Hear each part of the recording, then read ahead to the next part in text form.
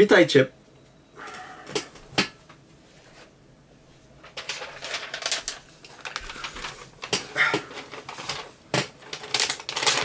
Witajcie moi drodzy. Wróciłem niedawno, jakąś godzinę temu z kina, z najnowszego Predatora.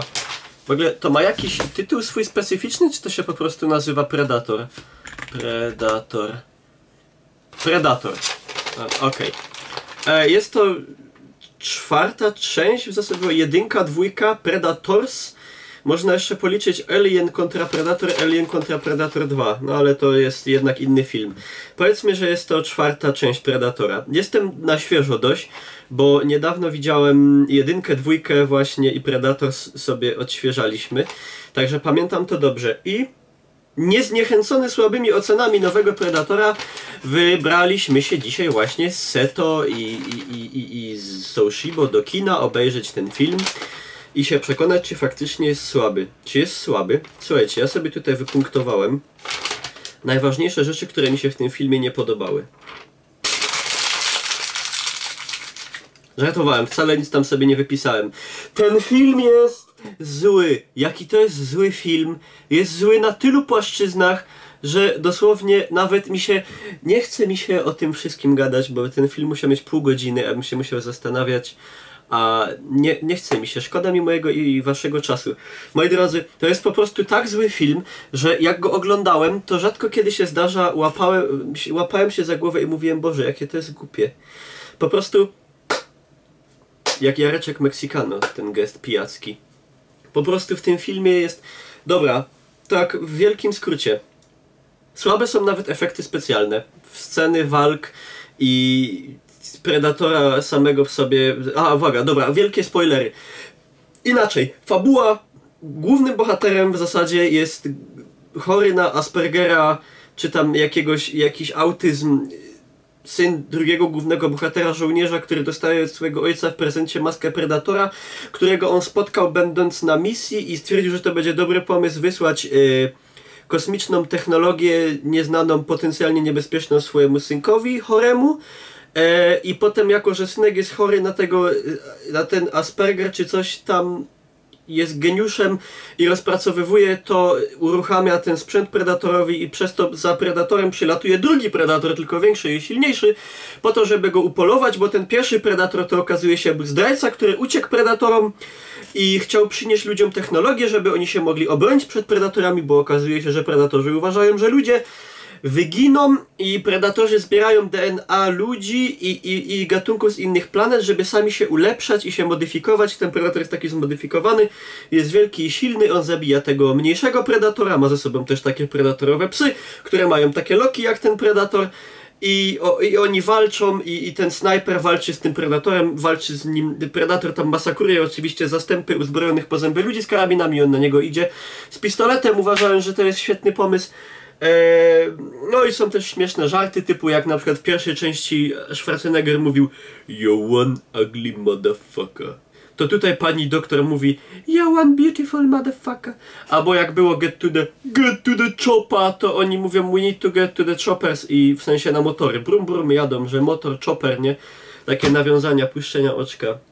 W każdym razie jest to dziwnie chaotycznie nakręcone, fabuła nie trzymie się kupy dupy, postać tego upośledzonego synka jest strasznie irytująca, postacie są głupie, jednocześnie bezbarwne, giną w głupi sposób, w ogóle wypowiadają się, mówią jakieś w ogóle losowe, głupie rzeczy, to w ogóle to się nie trzymie kupy, oni mówią jakieś rzeczy, jakbyście, nie wiem, jakby wszyscy byli jacyś upośledzeni, jacyś chorzy umysłowo, mówią w ogóle tak rzeczy tak z dupy, nie pasujące do siebie.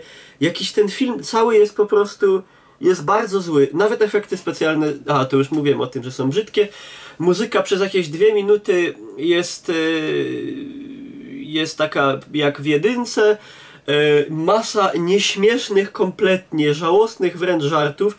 Pełno elementów jakichś takich pseudokomediowych. W ogóle to, o ile pierwsza część była, można powiedzieć, horrorem, thrillerem, to jest, nie wiem co to jest, film sensacyjny z elementami komediowymi, dużo nawiązań do ruchania, no i w ogóle są sceny, gdzie Predator masakruje żołnierzy, a babka pani doktor biega z pistoletem na strzałki za nim, bo stwierdza nagle, że to jest dobry pomysł, żeby go uspać, czy coś. Nie, no, to jest, nie ma to kompletnie nic wspólnego z pierwszą częścią i drugą, która też była niezła Predatora.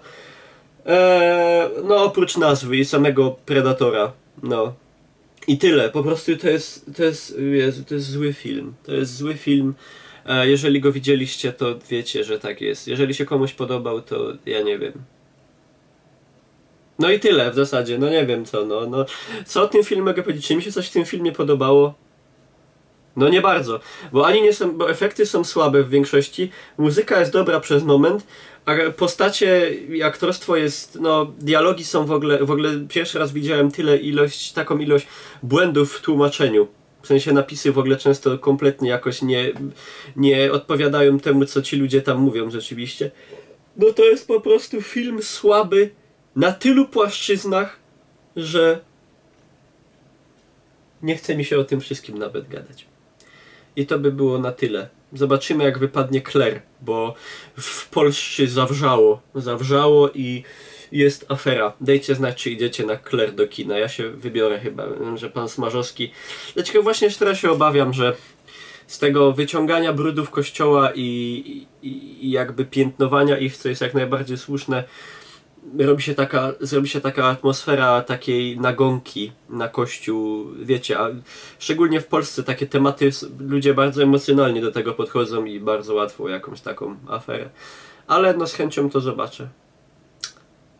I to by było tyle. No to sub i dzwoneczek. Masnoni. No to lecę. Dajcie znać, czy widzieliście, albo czy się wybieracie. Jeżeli jeszcze nie byliście, nie idźcie. Obejrzcie sobie po raz kolejny pierwszą część, albo drugą, albo w ogóle jakiś inny film. Ale nie ten, bo to nie jest to, co byście chcieli. Zostawcie łapkę. I na Instagrama zapraszam i na streamy Twitch TV Niklaus. To ja spadam. Cięcie.